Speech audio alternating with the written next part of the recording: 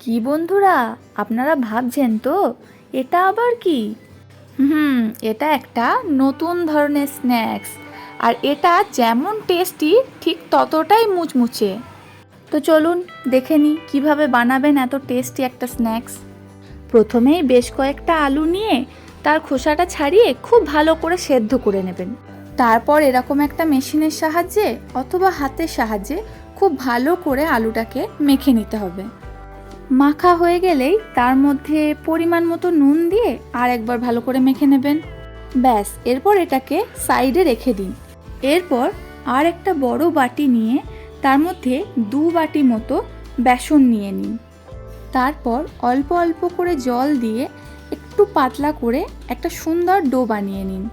একটু খেয়াল রাখবেন যেন খুব বেশি মোটাও না হয়ে যায়, আবার খুব বেশি পাতলাও না হয়।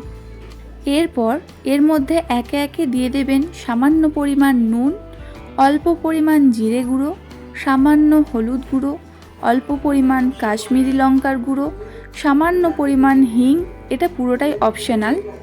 আর দেব কুচিয়ে রাখা পেঁয়াজ, এটা একটু বেশি করেই দেবেন, তাহলে টেস্টটা খুব ভালো হবে।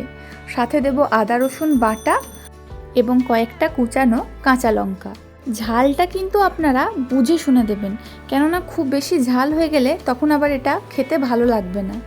এরপর সব উপকরণগুলো খুব ভালো করে মিশিয়ে নিতে হবে।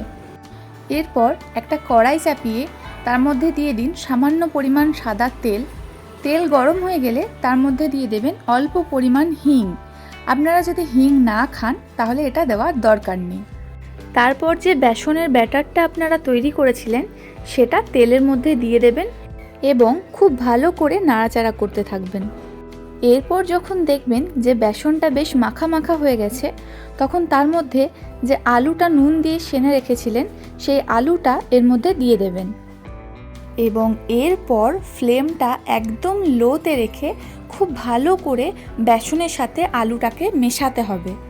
ফ্লেম কিন্তু একদম বেশি হাইতে রাখবেন না, তাহলে তলাটা ধরে যাবে আর ব্যাটারটাও খুব ভালো করে রেডি হবে না। অল্প আঁচে এরকম করে করলে ব্যাটারটা খুব ভালো করে তৈরি হয়।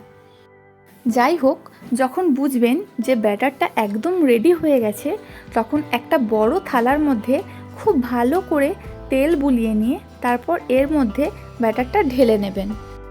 একটু ঠান্ডা হয়ে গেলে তারপর এটাকে খুন্তি অথবা চামচ অথবা হাতের সাহায্যে আপনারা একটা চৌকো শেপ করে নেবেন এবং চৌকো শেপ হয়ে গেলে তারপর এটাকে ছোট ছোট পিস পিস করে কেটে নেবেন।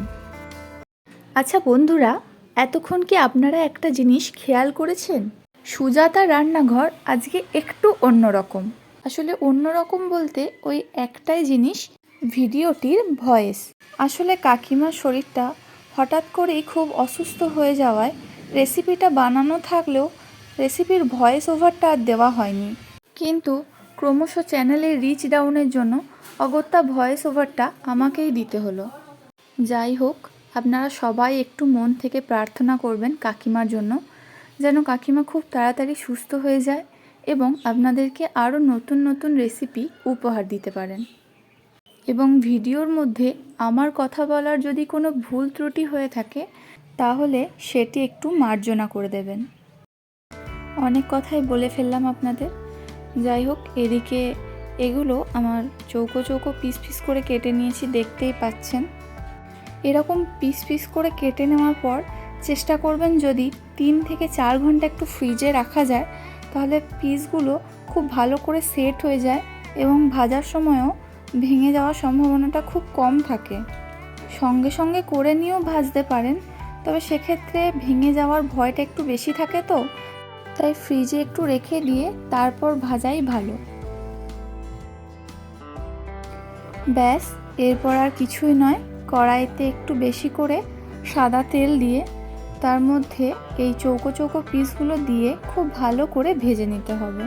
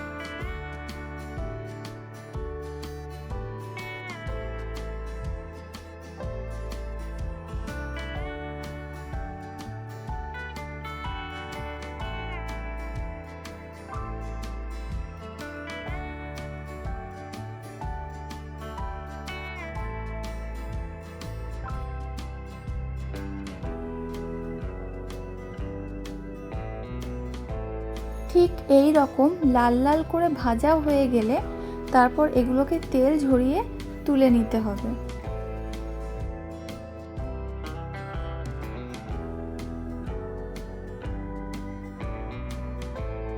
দাঁড়ান, আপনাদের দেখাই এটা ঠিক কতটা মুচমুচে হয়েছে।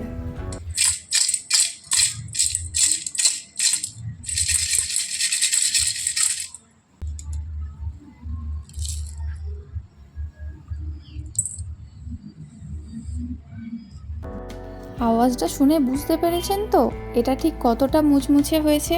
তাহলে আর দেরি কেন, আজই বাড়িতে বানিয়ে ফেলুন এবং গরম গরম পরিবেশন করুন সসের সাথে। এটা একবার খেলে আপনার বারবার খেতে ইচ্ছা করবে। এটা একটা ভেঙেও দেখাচ্ছি ভেতরটা ঠিক কেমন হয়েছে। এগুলো সবসময় লো ফ্লেমে ভাজবেন। হাই ফ্লেমে ভাজলে কি বলুন তো, বাইরেটা পুড়ে যাবে, ভেতরটা কাঁচাই থেকে যাবে। আর লো ফ্লেমে ভাজার জন্য ভেতরটা খুব ভালো করে ভাজা হয়েছে, একদম কাঁচা নেই, এবং বাইরের কালারটাও খুব সুন্দর এসছে। তাহলে ঠিক আছে, আজ এই পর্যন্তই। দেখা হবে আবার অন্য কোনো দিন অন্য কোনো রেসিপি নিয়ে। এই ভিডিওটি ভালো লাগলে লাইক, কমেন্ট, শেয়ার এবং চ্যানেলটিকে সাবস্ক্রাইব করে দেবেন, এবং ফেসবুক পেজ থেকে দেখলে পেজটি ফলো করে দেবেন। পাশে থাকার জন্য সকলকে অসংখ্য ধন্যবাদ।